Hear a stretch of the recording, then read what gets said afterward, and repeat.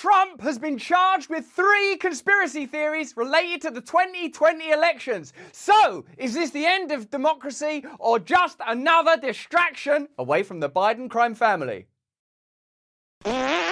Hello there, you 6.5 million awakening wonders. Thanks for joining us on this voyage to truth and freedom. Unless you get indicted, turn on the notification bell and subscribe right now. We've got a fantastic video to discuss. Donald Trump has, of course, been indicted once more with charges related to conspiracy in connection to the 2020 election. We've got some pretty big questions to ask you about the nature of democracy right now. Will we ever again have an uncontested democracy? And while we're focusing on the intricacies and details of this case, are we not missing the bigger picture that democracy itself is corrupt? Furthermore, is the Biden administration using this as a kind of smoke and mirrors veil to distract us from their own corruption? And shouldn't we be discussing all corruption, whether it's left or right or blue and red, through the same lens with the same degree of scrutiny in order to expose systemic hypocrisy and corruption? Let's look at the mainstream media reporting on this wacky old story. Former President Donald Trump returned to Washington, this time under a federal indictment for allegedly trying to steal an election. His motorcade going through the city that symbolizes American democracy.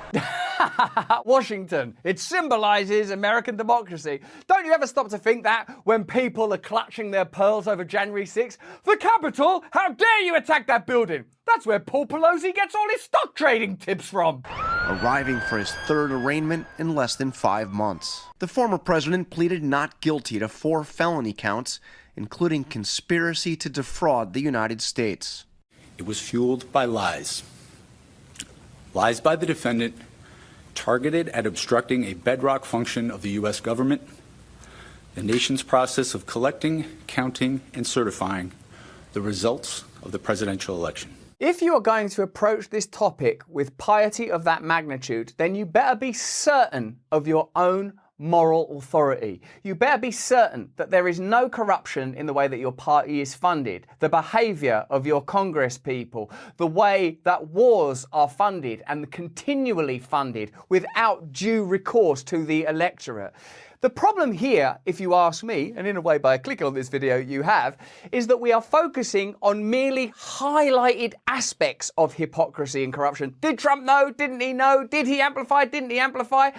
Let's look at the entire system for a moment. Is this working? Can any of us really imagine that on the morning after the election in 2024, one side is going to say, well done, let's have a traditional and cordial transfer of power now. The best party won, the best man won, because it will be a man. In spite of all this talk of progressivism, nothing's really changed, has it? Funded in the same way, regulated in the same way, benefits the same class of people, ignores the same people. Apart from all the sturm and drang and rhetoric and racket, nothing is really changing. We're like cats following the laser of the latest corruption. Meanwhile, business as usual for Raytheon, business as usual for the FDA. Oh, what's that laser doing? I like this laser. This laser's got crazy hair. This laser's really old.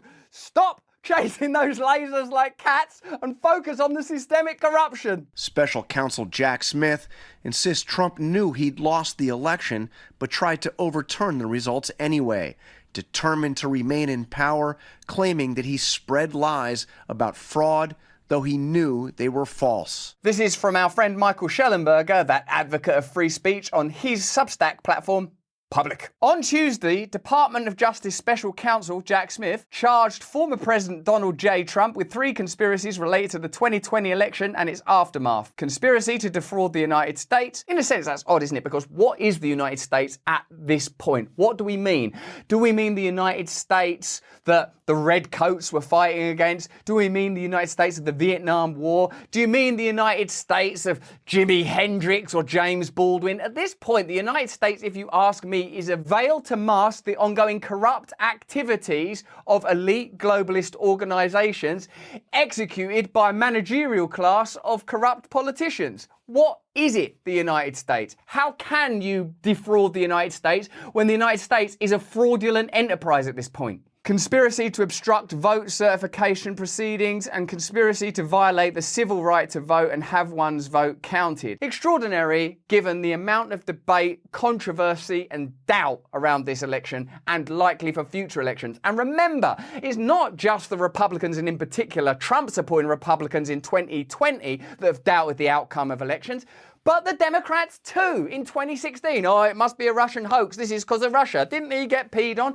And in other elections, in both midterms and presidentials, both sides have previously aggressively queried the outcome of elections, as we will later demonstrate. These charges all rest on the idea that Trump made knowingly false claims. He knew inside his mind that these claims are false. At this point in history, with the state and the condition that it's in, we're talking about an ontological debate about the nature of Trump's subjective experience. Let's look inside Trump's mind. What did he think in there? What's he thinking in there? And while we're at it, look inside Biden's mind. Hello?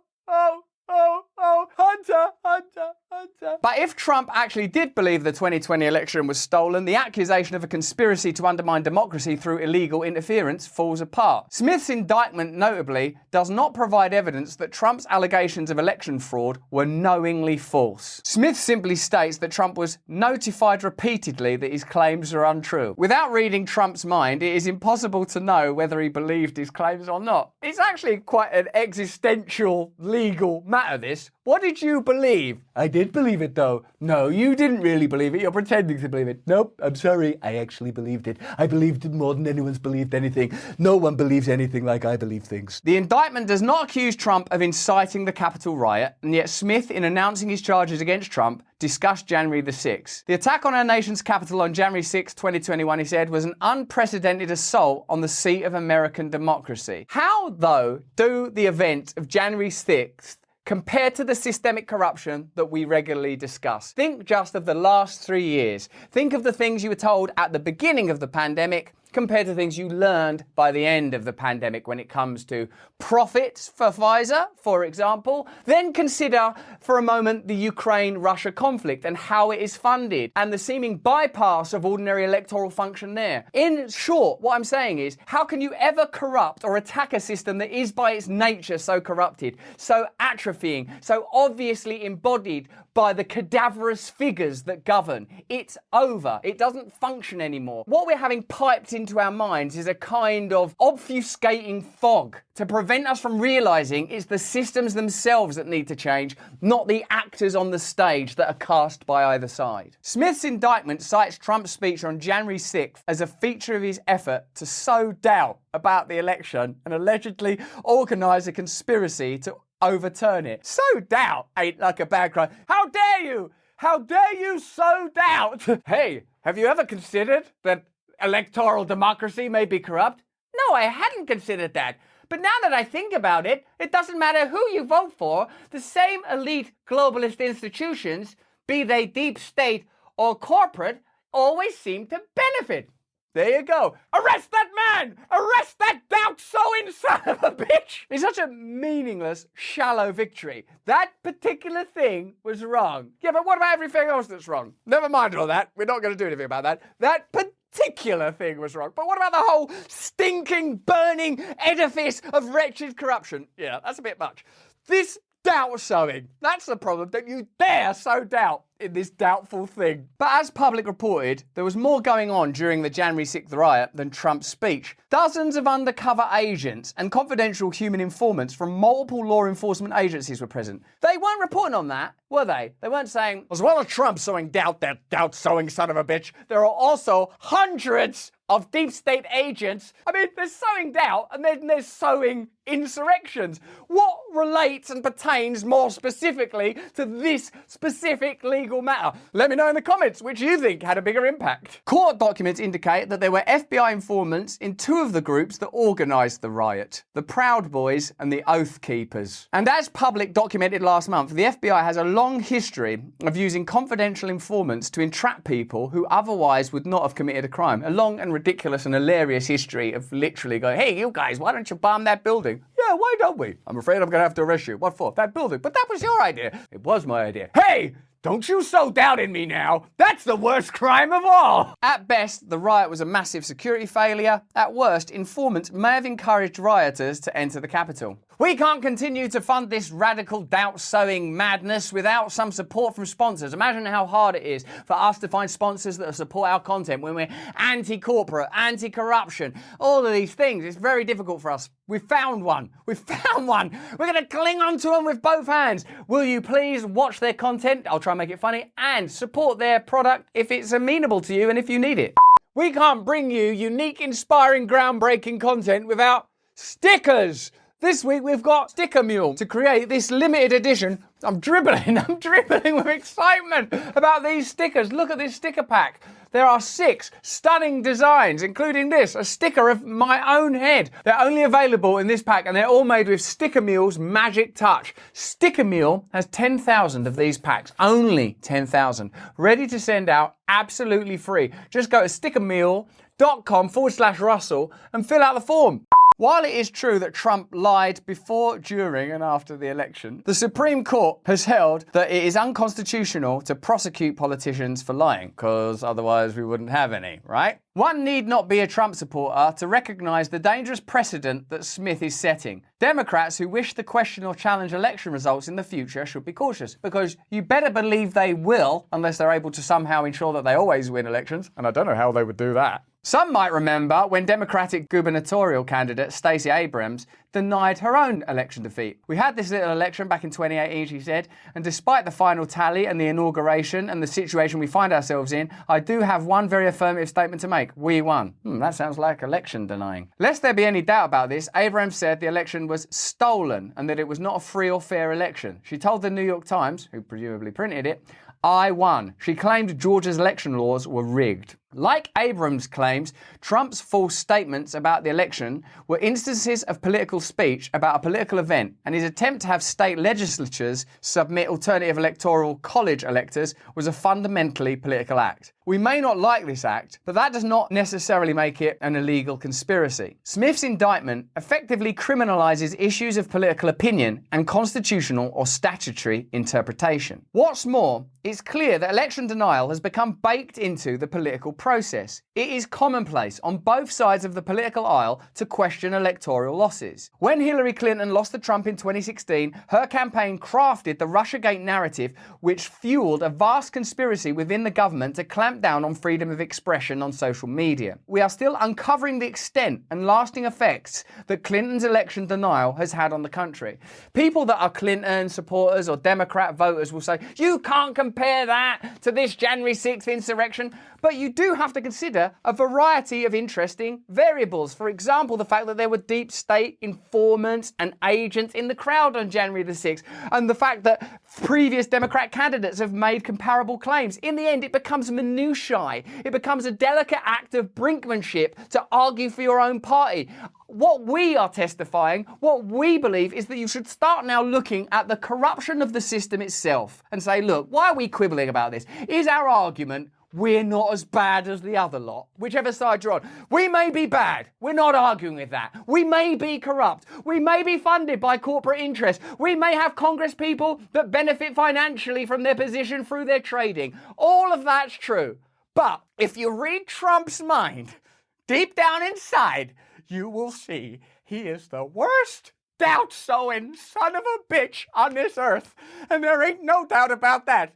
Unless he so summoned me. And I'd kill him for that. We can acknowledge that Trump did not execute a respectable and traditional transfer of power, while still maintaining that prosecuting him for spreading disinformation about the election is a grave violation of the First Amendment. Arguably, it is a much greater threat to democracy than Trump's false claims. What is the bigger threat to democracy? Whether or not Trump knew stuff in his own mind when he was doubt-sowing, or transgressing the First Amendment, the right to free speech, the right to free communication, which you can see is being violated and legislated against on a global scale right now.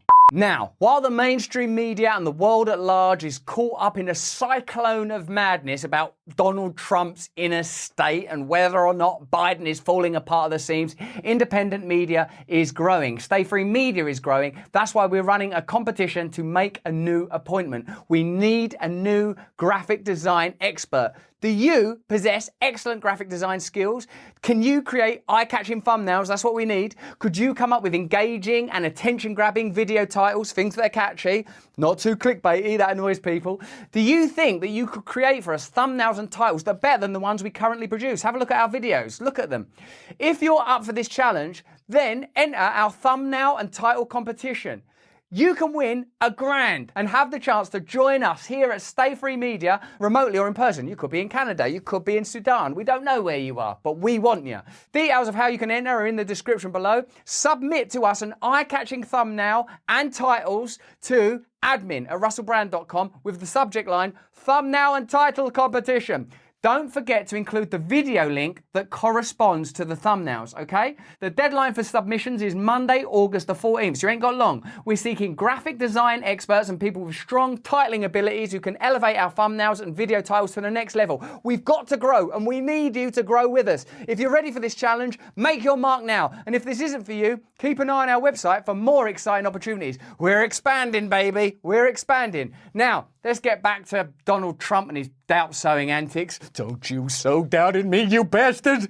The legal case will play out in the coming months, but the political point to keep in mind is that this is exactly where Democrats want voters to focus. On Mr. Trump all day, every day. That's interesting, isn't it? Have you considered that? Have you considered that this is what they want? At the beginning of this electoral process, at the beginning of this campaign process, DeSantis and Trump were neck and neck. Now Trump is soaring ahead. Do you think that this is an accident? Do you think that the establishment hasn't considered the likelihood of this outcome, given what they went through in 2016 and 2020? Let me know in the comments. Is this a deliberate campaign? They have elsewhere employed what they call Pied Piper strategies, where they empower and amplify the message of the candidate that they would most like to face. They've done that in midterms, and they did it previously with Trump. Is it possible that this is part of a grander strategy? Let me know in the comments. The more the press is preoccupied by Mr. Trump's courtroom dramas, the less public attention there will be to President Biden's declining capacities or to the facts emerging about Mr. Biden's promotion of the family business. The indictment keeps all eyes on Mr. Trump's troubles rather than on Mr. Biden's record or debates about the next 4 years. The truth is, America needs to have a serious conversation about Joe Biden and the Biden family and their business dealings and Biden's capacity even to be a president. And that conversation is happening, but it's not happening in a bipartisan, sensible and unbiased way, is it? It's either slanders and attacks from people who don't like him, understandably, or it's sort of ignoring it elsewhere in the media space. Mr. Trump on trial also means his competitors for the GOP presidential nomination can barely get media attention. The press asks first and last what they think about Mr. Trump's indictment and then upbraids them if they aren't sufficiently critical. Their policies or differences with Mr. Trump might as well be shouts in the forest. All of this has Democrats elated because they want Mr. Trump to be the Republican nominee. They hope GOP voters will respond to the indictments by nominating Mr. Trump as a form of political retribution, no matter that this essentially means Republicans would be letting Democrats choose their nominee. And so we careen without an apparent off-ramp towards a 2024 campaign debate about a sitting president's age and family business and what a former president did in 2020 as he tries to stay out of jail. To mention a quaint notion, this isn't good for the country. And maybe that's the most significant point. All of this mudslinging and condemnation and fretting over the minutiae of a plainly corrupt system is not good for America as a whole. Yet for all of his legal troubles, the former president is dominating his rivals and remains the clear frontrunner for the Republican presidential nomination. The support that he has nationally has grown since February. 12 points since February. Who are these people who are looking at everything that's going on that happened on January 6th, and they're saying, okay, I'll throw my support behind Donald Trump? The less educated you are, the more likely you are to support Donald Trump. That's probably a very satisfactory analysis to offer. But if you consider recent electoral phenomena, you had Barack Obama winning a couple of cycles back for 2 terms and then Donald Trump winning. So I think you can almost rule out the idea that is prominently put forward of race and class as being the determining factors in American politics. I would offer you this, an appetite for anti-establishment candidates. What did Barack Obama offer? We've covered at length what he delivered, but what he offered was change and hope. What did Trump offer? A departure from corrupt systemic politics. What did Barack Obama look like? Different from what we'd previously had. What did Trump talk like? different from what we previously had. What do people crave? They crave something different. They recognize that the systems have been corrupted and co-opted and now no longer respond to the will of the electorate. Doesn't matter if you're a Democrat, hard left. Doesn't matter if you're a Republican, hard right. Doesn't matter if you're an independent, libertarian, anarchist.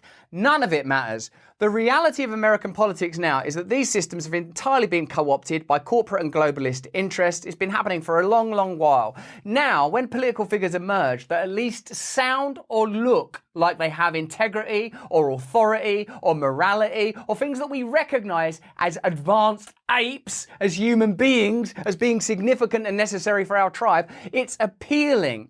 Of course, people that are not benefiting from America's current institutions are likely to find an anti-establishment figure like Trump appealing because the establishment is screwing them over. What we should be doing is listening to the voice of RFK, listening to the voice of Cornel West, listening to independent voices in political spaces and media spaces to ensure that these systems recognize that their days are numbered, that it's over, that you can see already that these systems are beginning to decay and decline before our eyes and are being continually defibrillated by lies, held up only by virtue of the fact that most of us are distracted by events such as this one. The people who've come over to the GOP that gave them the majority in 2016, a lot of them, maybe 15%, have been voting Democrat in the past, and they were simply frustrated, fed up. They feel ignored, forgotten, even betrayed. And there's a level of anger there that brought them to Donald Trump because he represented and offered to be their voice and to speak for them. This indictment is both a strategy and a distraction. Plainly, the Democrat establishment would prefer to face Trump than anyone else. I could see that going dreadfully wrong, but that seems to be strategic. They must have considered things that we consider. Surely, let me know in the comments if I'm being naive there.